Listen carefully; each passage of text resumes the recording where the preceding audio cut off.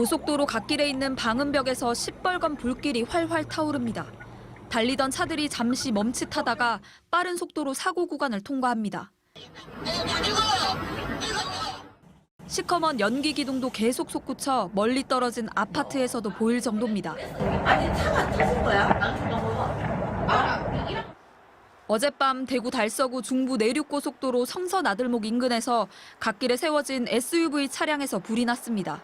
차에서 시작된 불길은 순식간에 방음벽으로 옮겨 붙었습니다. 차 안에 있던 운전자와 동승자는 곧바로 대피했고 소방관들이 출동해 33분 만에 불도 모두 껐습니다.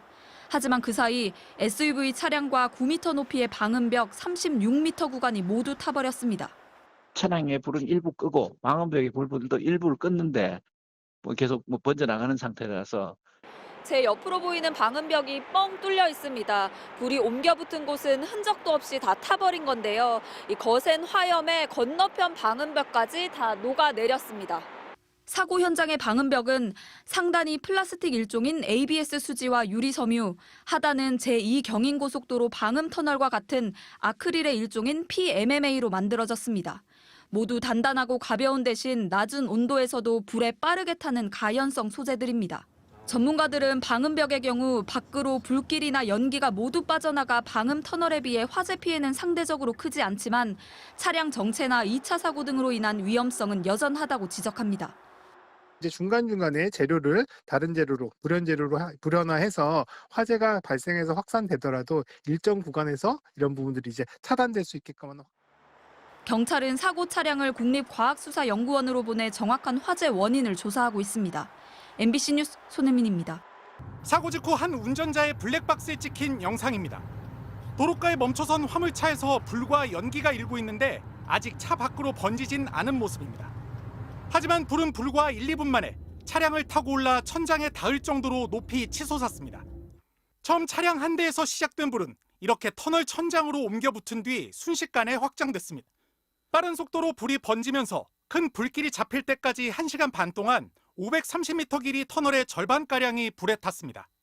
방음벽의 재질은 건설용 플라스틱인 폴리카보네이트. 잘 깨지지 않고 햇빛 투과율도 높아서 방음벽이나 방음터널 등의 유리 대신 주로 쓰이는데 문제는 불에 취약한 가연성 소재라는 겁니다. 건설 자재로 기본 방염 처리가 돼 있지만 자동차에서 치솟는 1000도 가까운 열에는 속수무책이었습니다. 한 3분도 안 돼서 한 900도 올라가요. 플라스틱이라는 건 거의 대부분 전체 다 석유화학 물질이에요. 불이 일단 커지면요 효과가 없어요. 연기가 분산되기 어려운 터널 안에서 화재가 난 것도 피해를 키웠습니다. 이 연기와 유독가스는 천장에 설치된 환기팬을 통해 밀폐된 터널 안에서 더 빠르게 확산됐습니다. 빠져나가는 거 없이 내려오니까 내 코 밑으로 내려오는 시간이 짧아진다는 거죠. 결국은 그게 대피 시간을 줄인다라는 거죠. 이렇게 불과 연기가 급격히 번질 만한 상황이었지만 화재를 대비한 안전설비는 부족했습니다. 국토교통부 관리 지침에는 방음 터널을 포함한 터널에 소화기구와 분무 설비 같은 방화 재현 설비를 갖추도록 돼 있습니다.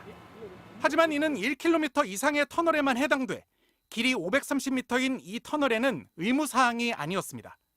방화 재현 설비가 부족한 상황에서 출동한 소방대원들은 터널 안에 위치한 사고 현장에서 초동 조치에 어려움을 겪었습니다.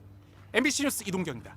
이렇게 위험한데 방음 터널의 소재나 소방 설비에 대한 안전 규정은 제대로 갖춰져 있지 않습니다. 정부는 방음 터널 55곳에 대한 전수조사를 벌여 불에 약한 소재를 쓰는 곳은 설치 공사를 중단하거나 교체하기로 했습니다. 김민형 기자가 취재했습니다. 2년 전 경기도 광교 신도시 인근의 도로. 차량이 터널을 향해 달려가는데 멀리 불기둥이 치솟습니다. 불길에 휩싸인 터널은 뼈대만 남아 있습니다. 어떡해. 사람 다치는 거 아니야? 새벽 시간이라 인명피해는 없었지만 46명의 사상자를 낸 이번 가련고가교 화재와 마찬가지로 방음터널 안을 달리던 차량에서 불이 났습니다. 이런 방음터널은 차량 소음을 막기 위해 곳곳에 만들어지고 있지만 소방설비 관련 안전규정은 미비한 실정입니다. 아크릴로 덮어 만드는 방음터널은 소방기본법상 터널에도 해당하지 않고 도로터널의 화재안전 기준의 적용 대상도 아닙니다. 문제의 터널을 다시 찾아가 봤습니다.